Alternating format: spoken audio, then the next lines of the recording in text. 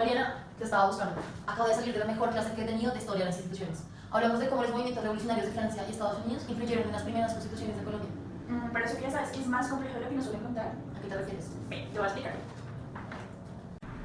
Como establece González Jacome, es importante la construcción de una conciencia de nuestra cultura jurídica y dejar de pensar que su sustento está en lugares como la Revolución Norteamericana o Francesa.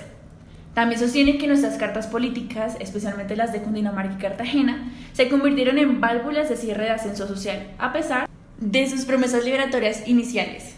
Espera, ¿quién es González Jacome? Jorge González Jacome es profesor de la Facultad de Derecho de la Universidad de los Andes.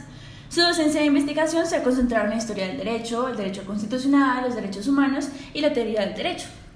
Qué interesante.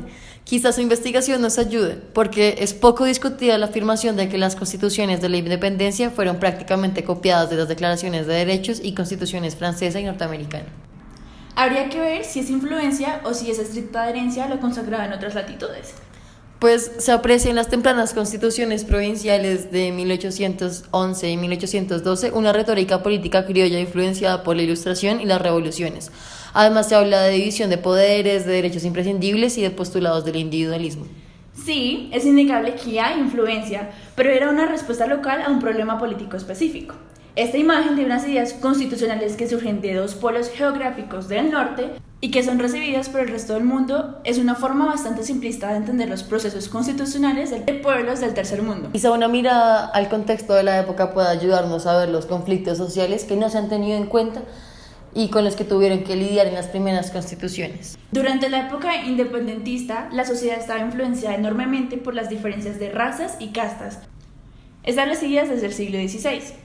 Sí, las castas tenían un papel fundamental en el control de la sociedad en la medida en que la presencia de lo negro y lo indígena en la sangre de una persona determinaba su posición social. Los criollos aún creían en el sistema monárquico y además la insurrección que dio como resultado la Constitución de Cundinamarca no fue una de tipo popular. Los criollos parecían más dispuestos a transar con los españoles que con las clases populares. En un relato reciente sobre la independencia de Cartagena, se ha notado que la historiografía tradicional ha ocultado el papel que ciertos sectores populares no criollos tuvieron en la primera declaración de independencia. Por ejemplo, los sectores liderados por el mulato Pedro Romero, que llevaron a proferir la Constitución de 1812 en contra de la voluntad de la élite criolla cartagenera. Sí, ya existía la posición de que los no criollos podían tener un efecto nefasto en la revolución, mientras que los criollos ilustrados, como Camilo Torres, eran más serenos para conducir las revueltas.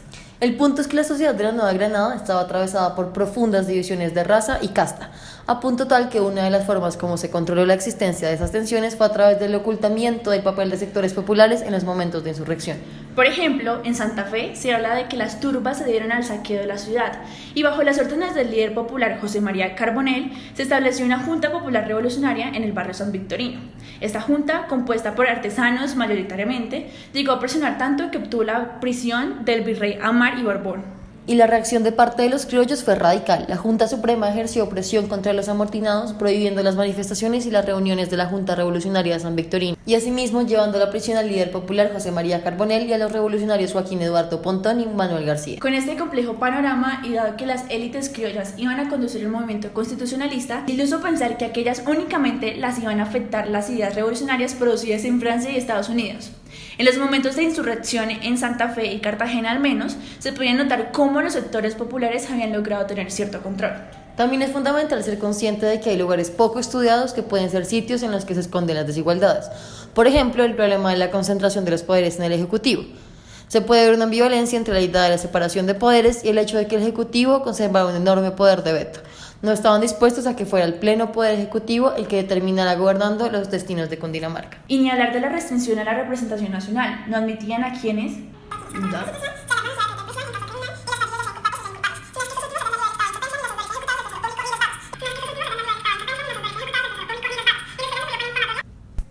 Pero bueno, en la Constitución de Cartagena se intentan configurar las instituciones con absoluta independencia de los españoles. Además, trataban de establecer de una manera más clara la existencia de la separación de poderes y no se otorgaba al Ejecutivo un poder de veto similar a lo que acontecía con el caso de Cundinamarca.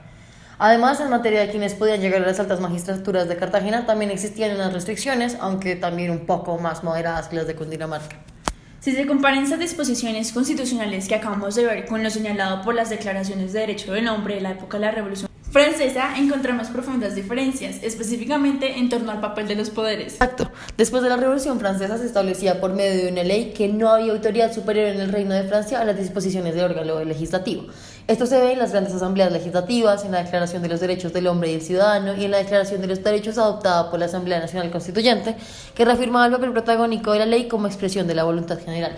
Claro, y también es importante hablar de la lectura colonial sobre el derecho a la igualdad. Es probable entonces que nuestros primeros constituyentes, más que buscar copias expresas, buscaran mantener un sistema con una movilidad social escasa, y para ello las constituciones se presentaban como un instrumento idóneo. El reclamo de la igualdad podía ser de quienes estaban abajo en una escala social, pero no de quienes se encontraban arriba, ya que ello les podría cuestionar su poder. La preocupación de los revolucionarios era solucionar un problema constitucional de vacío de poder. De allí que algunos hayan hablado de la continuidad entre el régimen colonial y el de la independencia en este sentido. Es un gran contraste con la Declaración de los Derechos del Hombre y del Ciudadano, al menos desde una perspectiva formal.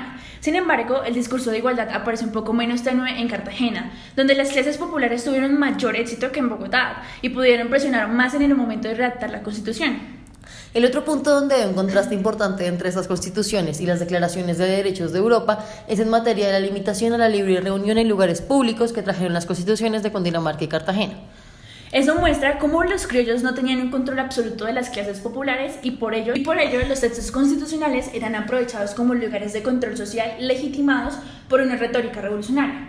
Tenían temor a las reuniones públicas ya que éstas se apropiaran de un lenguaje revolucionario.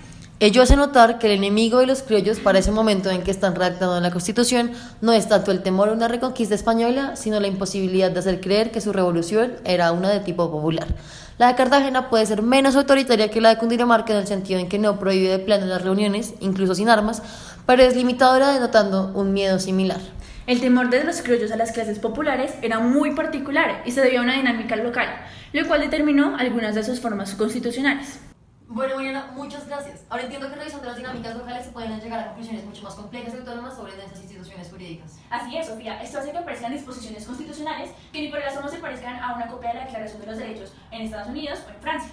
Pero el punto, Sofía, es que las constituciones parecían prometer cosas y esas promesas lograron controlar a los insurrectos radicales. Gracias.